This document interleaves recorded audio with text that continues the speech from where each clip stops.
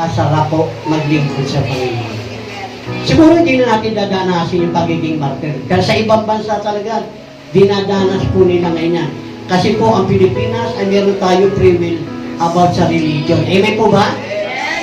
Kaya wala po tayong masyadong... Pero dahil sabi po ng Biblia, darating ang Panginoon o darating ang panahon, ipagbabawal ang salita ng Diyos sa buong mundo.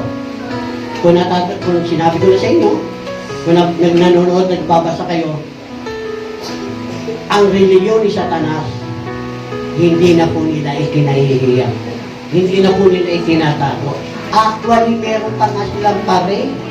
Meron pa silang talagang, hindi na sila nahiya. Tignan niyo yung mga kulay ng kanilang mga ginagamit, itim, pula. Diba? Lahat ng matitingkad na kulay ginagamit nila. At tignan mo yung mga suot nila. Okay. Baka mamaya pag may dumating sa Pilipinas noon, okay? Baka may mag-try sa inyo.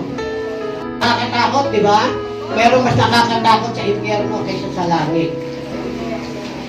Yung init lang na doon, di ba? Kanina pa, pagpasok pa lang, may mga ang init naman. O, ilan pa yung electric pa natin, tatlo yun nasa loob, isi sa labas. Pandima to.